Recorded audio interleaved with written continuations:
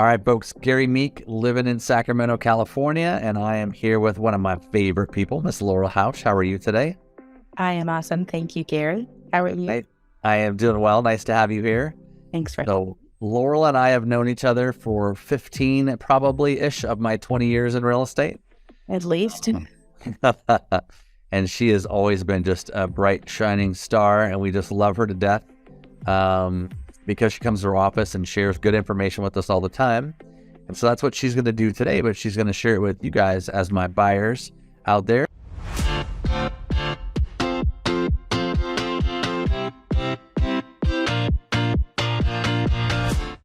And why don't you tell everybody kind of who you are, what you do? So my name is Laurel Housh, not house. A lot of people think it's house, but it's like a quiet house, even though it's not true. And I work for Disclosure Source, which is the Fidelity-owned natural hazard disclosure company. So about a year and a half or so ago, I was promoted to the regional vice president, and I do training for all of Northern California now. So I'm kind of passionate about helping agents and their buyers and sellers understand what's in a natural hazard, what's required by law, why it's used, what those different zones are that are disclosed in an NHD is the acronym for that, the Natural Hazard Disclosure. So that's what I do is I travel all over teaching classes all over Northern California.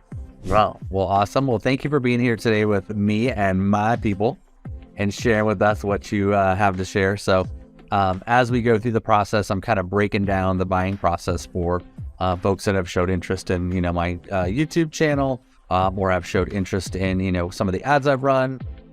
Maybe I met them at an open house, who knows? But they've gone through the process now and they've reached out to me as an agent. And I've said, hey, we got to walk through certain steps. And so they've, walked through the basics with me. They've gotten pre-approved. We've talked a little bit about escrow and title and earnest money deposit. And now we're kind of at the section which is disclosures. And that is what the seller has to share with the buyer.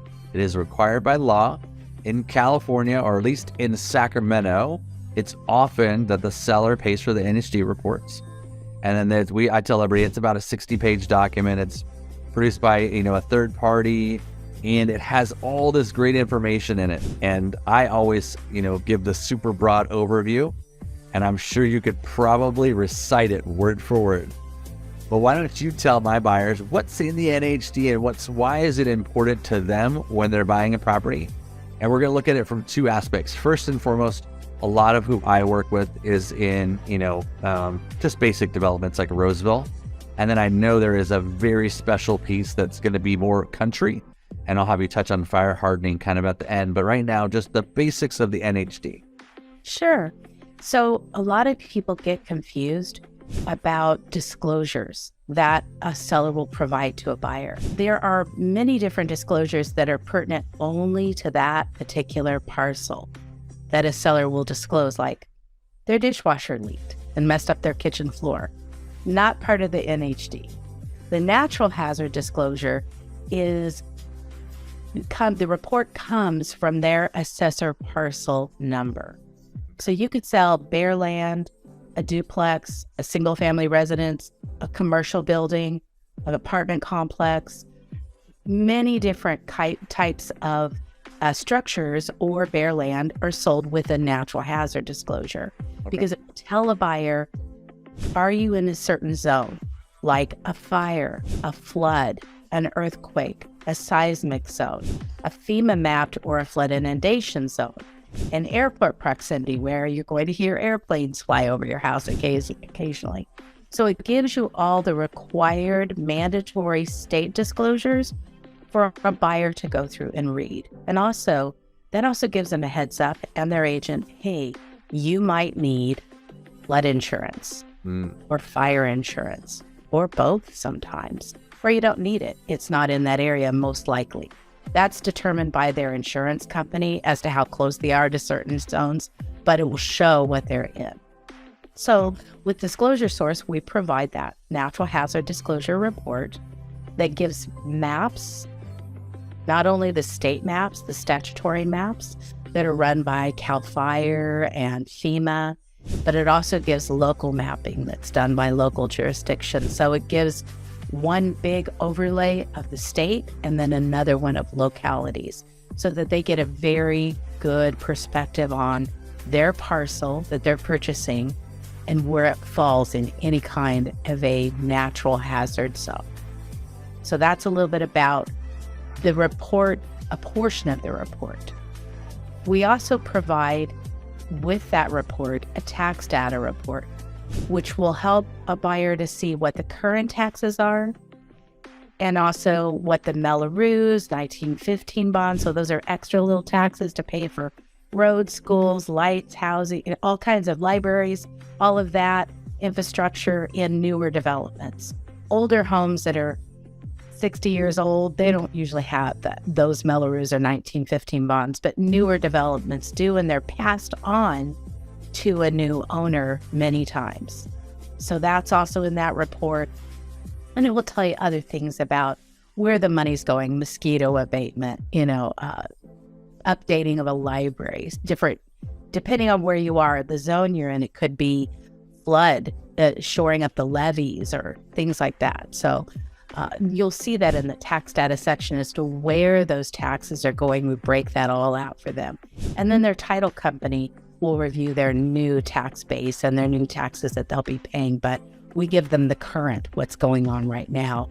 And we also provide in that an estimator so they can know what their potential supplemental tax bill will be as well, which is something they'll receive maybe 6 months after close of escrow. So we help them know what's coming in the, that's separate from their regular taxes. Then we provide a third portion to the report, and that is the environmental report.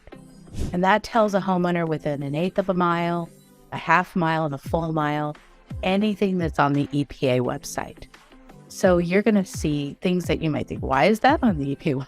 Schools, golf courses, grocery stores, gas stations, of course, dry cleaners, foundries, military bases, anything that has more than your normal cleaning supplies, chemicals, batteries. So, that's why a golf course would be on there. They got all those battery run little cards, and so forth. So they'll be able to read that environmental report, which we also map as well, and we color code it. And then we tell them the explanation in the database of where it is in the process. So maybe it's something that's closed, but they've already cleaned it up. It's completely mitigated and it's done. And then they can send that, then they can see that because it'll say like clean and closed or whatever. So that environmental report is important to some people because maybe they've dealt with health issues and they want to buy in an area that they're not near certain things. So that helps them see that as well.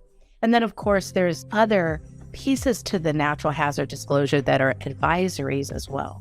Like right now, a pretty hot topic is the mud flow debris advisory, because you have certain areas with rain that, have land subsidence. And so of course a buyer would want to know, and we give them a link to the website that is mapped with, generally it's where, a lot of times it'll be where there's been some fires and then the topography, the vegetation is gone and it doesn't hold that ground down. And then when it starts raining, that ground, ends up getting into a mud flow or debris flow. And so it can be a little more hazardous in that area. So that's linked inside that advisory for them to take a closer look at. But generally, a buyer's going to know if they're buying in an area that's had that issue happen, or if their house is built on a cliffside or something like that. But it's also in the report. There's a lot of fine tuning in there of things that pertain to this particular area or that, not all areas. So a good agent will review the report with them. And of course, when there's something that's comes up on the report, they're going to say, hey, let's talk about this. Gotcha. Awesome information. Now, I know for most buyers, they're looking at pretty houses. They see pictures. They're, dreaming what their family's going to look like having Christmas there. But you know what? Disclosures are important, and especially the NHD report. I think a lot of times it's kind of overlooked as, hey, here's a disclosure. Here's the basic information. I mean, even myself, I don't know the document well enough like you do. You obviously were able to spout all that information off because you studied these, right? I kind of go over the top. We talk about fire hazards. We talk about flooding, earthquakes. Those are very, very important topics. And I go over, right to farm. We talk about, being near train tracks or any kind of soil, issues. But definitely it's one of the pieces that I don't think it's covered well enough. And that's why I wanted to do this video and be able to send this out to my clients and be able to say, listen, this is important stuff. And this way they can watch it kind of at their own speed.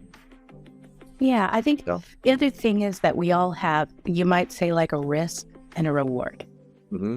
And, purchasing real estate, you might feel like, is this going to be a risk for me? But there's a reward at the end. Oh, yeah. Especially if you've owned your house for 10 or 20 years, you've built that wealth for yourself. Yep.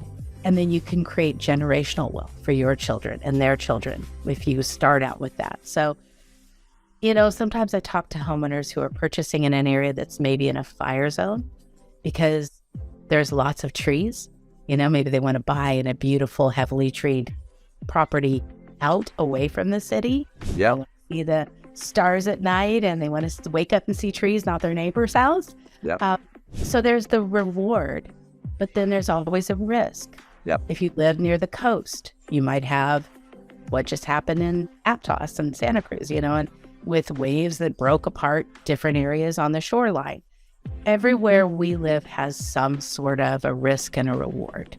And so it's looking at it reasonably and answering those questions with your buyer of, do I want this? What do I want in life? And what am I willing to risk? It's like getting married, At any rate, but it's very transparent. The report is transparent. You can see and easily read what zones you fall in. We provide maps that are easy to read and they're color coded. And then any agent who's working with a buyer can sit down and, if it's a good agent, we'll sit down with their buyer and say, let's read this together and let's see what you fall in, or this parcel, and see if you want to go forward. Gotcha. Awesome. Very cool. So we sell, like I said, a lot of it is suburbia. So it's fairly simple. They're all pretty straightforward. And we don't really have any cliffs around here too much. But what we do have is, like you said, want to be out there in the trees. So what's the biggest risk? Let's talk about fire hardening, which I know is one of the topics that's kind of scary out there to some people. Let's chat about that just briefly. Okay. Well, this is my wheelhouse for the past year. I actually am a California real estate certified trainer for their forms on this, and their forms are not easy.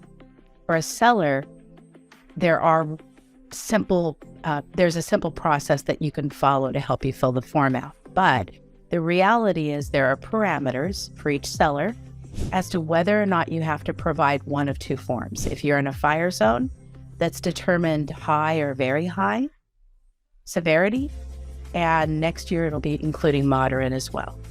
If you're in a fire zone, and there are a lot that are very close to us, and it's one of those two things right now, high or very high, and you are filling out what's called a transfer disclosure statement, which is basically a homeowner living in their house saying, hey, my dishwasher broke 7 years ago and it, flooded the kitchen and I replaced it. And I just want you to know that claim that I had was because of that. Or, we had an issue, but we resolved it with this or that. Oh, there's a missing screen over here. Okay, that's your TDS where your seller tells you all the things they know, they're disclosing. But then there's another piece that they have to provide called the FHDS, Fire Hardening Disclosure and Addendum. And that document, if they live in a high or very high fire zone and they're filling out that TDS form, they must provide this form that basically is, hey, I'm in a high fire zone and this is what exists on my home that could make it more susceptible to wildfire and flying embers. So it gives a list of problematic things that could happen, like if they had an old shake roof, or they had not single pane windows, or they had eave soffit and roof ventilation was less than in excess of 1/8 of an inch, and on and on. It lets them fill out all of that. And then it tells the buyer, hey, I've done these things and I have my certificate and here it is. I'm hardened for 6 months. They come around, fire department, in a local vegetation management zone. if they're not in a vegetation management zone that's monitored by the department, the fire department, they're still supposed to harden their property. Make it easy for the fire department to get to them and help save their house. They're still supposed to cut down those high grasses, not when it could spark in the middle of summer, but get them mowed down in spring and keep them down, keep, debris away from their house, off their roof, and so forth, so that the fire department, if there was a fire, could save their house. But in vegetation management zones, they're required to do so. And so this document, the fire hardening disclosure and addendum, allows a seller to tell them what they've done and when they're providing it, or that here it is, or it could allow the buyer to take on the responsibility. Except for in a couple areas that don't allow that, like Paradise, which requires that you have the documentation and another layer that they put in before you close escrow. But for the most part, where we are, you can give that responsibility to a buyer. So that's where a really good agent who's watching the NHT is going to see they're in a high fire zone. Okay, if you're asking my buyer to take this on, this may cost some money. It could mean tree trimming, tree removal, lots of cleanup on the property. It could be $10,000. Wow. So that's when the negotiation comes in with a good agent, knowing what the law says, what the seller's responsible for, and what they may be asking a buyer to take on. It's not a horrible thing to ask the buyer, as long as they're willing to negotiate, to allow them, but the buyer would have to know what they're taking on and understand the cost involved. And there is an inspection that you can schedule with CAL FIRE to find out what you need to do. And also, if you meet the requirements, they have lots of tutorials on their websites, which I help agents go to and show them how to guide their seller, but also how to guide a buyer who's taking that on, what they're looking for. That's something that, is really definitely a conversation that a buyer and their agent are going to have before they go forward with a transaction that's in a high fire zone, because it also layers over the insurance. Because even though you may be able to get insurance, the insurance company is going to see that you are hardening that property and keeping it safe, so they'll keep on insuring it. Okay. There's a lot of layers to it. It is, yeah, absolutely. So it's interesting to, like I said, as the disclosure piece, I think this is something that's going to help the basic everyday buyer to just get an understanding what that is, so that when they're sitting down with their agent and going through disclosures and they're excited about their new house, they're not going to see this NHD report or this fire hardening disclosure and be like, what is this? I'm nervous. I'm scared. It's already been described to them. It's already been, kind of laid out to help them understand, so that when they see it, it's like, oh yeah, we talked about this. I've seen them. I've seen this, this discussion from Gary and Laurel, and I remember what this is about, so I can feel comfortable that I'm sitting down and I'm going to sign this fire hardening, as a buyer. I know what I'm looking for in the NHD. So those are all awesome pieces. We thank you so much for being here. Oh, you're so welcome. Anything else that you would add about the NHD that maybe we didn't cover? I know those two things were important, but anything else? There's probably one other that comes up a lot, and that's FEMA map zones. So you're going to see, if you buy in Natomas, you're probably in a FEMA map zone. Yep. But people can have little creeks. Like, for instance, as an example, my neighbor 1 street over is a good friend of mine. He just built on 2 wings to the back of his house. Oh. He had to get an elevation survey done to do so, and also because he has a creek running behind his house. But it's a very steep drop off to the creek. So he built a $10,000 retaining wall, and then built on top of that is fencing. Okay. There's 3 small children. But when he got that elevation survey, he was able to wipe out his flood insurance because he was in a FEMA mapped area. Gotcha. So sometimes when you see it mapped, and it's on our maps, by the way, and it will tell you, yes, it's in a FEMA mapped area, different from a flood inundation area. You live below Folsom Dam, all the way into Cypress. All of us, yeah. Or if the dam broke, our house is going to have 2 feet of water in it. Yep. That's a flood inundation area, and you're not required to have flood insurance. Okay, gotcha. FEMA mapped areas are different. They are mapped areas that usually are creeks, waterways that can rise so much that homes flood. They have an elevation that would cause them to flood. So what we do in addition with our report is anytime a home falls in a FEMA mapped area, we pull a flood cert for them from a company called Service Link who does those. Okay. So they look at the FEMA map, study them, create these reports that and go through the county as well, because if someone like my neighbor, some property owner selling their home, and they had an elevation survey, it's called a LOMAC, a letter map of change. And that will be attached to the verbiage that they had a LOMAC and they don't need the flood insurance. And that helps the lender for your buyer know, hey, I don't need flood insurance because they had this elevation. So that's provided. If they have the letter map of change, it will be on the cert, or if they didn't, it will show it. So that's nice too, because it helps them understand if they read that I might not need the flood insurance that we thought we needed. Sweet. Very, very cool. Well, Laura, thank you so much for being here. I hope that my buyers out there can appreciate and understand what she's talking about. And when it's time for you to go through the disclosure process, it'll be something that's not brand new to you. You'll have a basic understanding, and then you'll have this video that you can refer to at any time and, be able to go back and ask more questions. If you're the engineer type and you want to read through the NHC report, it's 60-ish pages, and believe me, there'll be great information for you to read. And the rest of us, we want to hit the highlights. And Laurel, you really did a great job, and we appreciate you so much. Thank you for your friendship. Thank you for your partnership in business. Thank you for being a part of this today. Well, it's such a pleasure to work with such a stellar group of agents. So thank you, Gary. Thank you so much. I appreciate you.